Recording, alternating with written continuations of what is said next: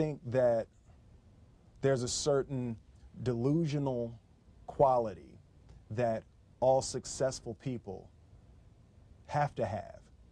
You have to believe that something different than what has happened for the last 50 million years of history. You have to believe that something different can happen. Yeah, it's almost a kind of innocence. Absolutely. In other words, if you knew how difficult it was, right, you would have never gone down that path. Absolutely. You know, if somebody had said to Ali, no one can beat this guy, he's this much stronger, he's this much bigger, he's got that much bigger punch than you do, and he believed that, he would have said, never you got to have even an take the innocence first that step. somehow, Absolutely. you know, I think that's a huge part of me, because, and I say to my friends all the time, and we laugh about it, I truly, honestly, as I sit here before you right now, as honestly as I can say it to you, I truly believe that I could be the president if I wanted to. And as bizarre as that may sound to people that have traveled the path before me and to people who actually know how difficult it is, foolish Will Smith honestly believes it's sitting here. Well, what there is about that is a sense of the innocence about it, as well as a disarming honesty about it, if you say it that way. Now, here's what's interesting about you, is that there are people who have said that about you, too, who've been around you as a creative performer. Absolutely. Barry Sonnenfeld, I think it was, Yes. you know, did you work with him, or he was involved in this somehow, said something like that, that if Will Smith decided he wanted to go into politics, I'd be there to help him by making commercials, whatever I could do within my own talent. Which raises the interesting question, is that something that at some point in your life you might think about, politics? Well, you know, I absolutely feel that there are certain gifts and certain talents that God has blessed me with, that it would be spiritually criminal to only use to make money. My travels in Africa and spending time with Muhammad Ali and spending time with Nelson Mandela, there are certainly issues that are important to me, and things that I've been blessed with the vehicle to be able to change, to be able to, as sappy as it may sound, make the world a better place, however minute the change. And that's something that is important to me, but I don't believe that politics is the best use of your energy and time right absolutely. now. Yeah. But the interesting thing, too, is that there is this concept, and you see it with lots of different people, you know, even with people who are evil. Some will say, he had so much talent. If that talent could have been redirected to something good. It is the idea, if you are given and you work hard, because there's nothing more apparent about Will Smith than how diligent and hard he works at being who you are. I mean, you appreciate the notion, it looks like to me from what I know about you, of understanding that you have to be prepared in order to maximize the possibilities of gifts, right? Absolutely. And I believe, and I learned very young. From parents? From my parents, absolutely. That you don't try to build a wall. You don't set out to build a wall. You don't say, I'm going to build the biggest, baddest, greatest wall that's ever been built. You don't start there. You say, I'm going to lay this brick as perfectly as a brick can be laid. There will not be one brick on the face of the earth that's going to be laid better than this brick that I'm going to lay in this next 10 minutes.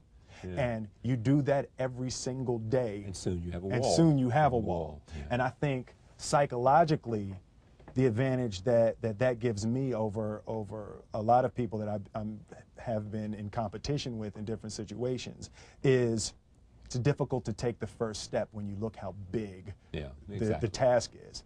The task is never huge to me. It's always one brick. Me too. I mean, it is amazing how, you know, people are paralyzed from doing anything. Absolutely. Because they can't take the first step. Whereas you just say, look, all I'm doing is laying this one brick. I am not building the Great Wall of China here. Absolutely. I'm putting a brick here, and I'm going to have the best brick I can. Your father, I think I read, absolutely, had you and your brother work on a wall of some kind? Yeah.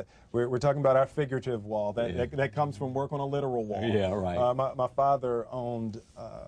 It actually was an old bakery when I was growing up. My father was an electrician and a refrigeration man. We would install supermarkets. You see the long freezer cases in supermarkets. We would install those long freezer cases and all the lights.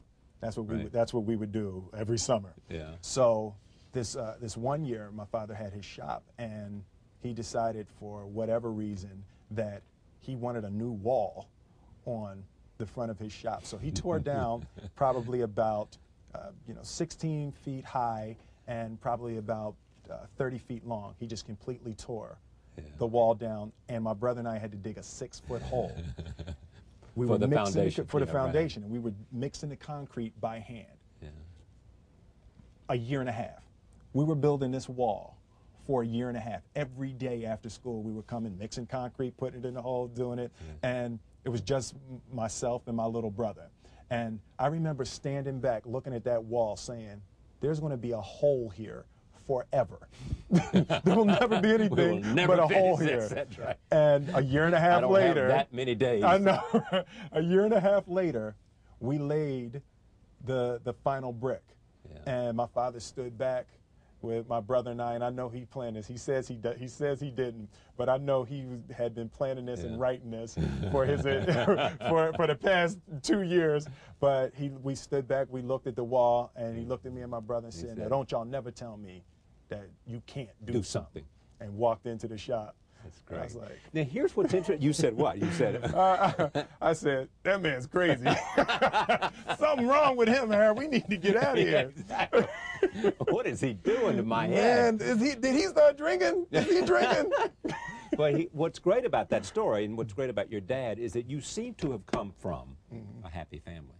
Absolutely. Well, fairly. Reasonably. Reasonably. Yeah. He's a little crazy. This thing about walls. Yeah, he's a little, Yeah. it was, but generally, there was no great, yeah. you didn't have the kind of conflict that Ali had. Oh, definitely not like Ali. That kind of, and yet you have the amazing amount of drive. I mean, there's a sense of mission with you, sense of commitment, sense of prepared to do what it requires.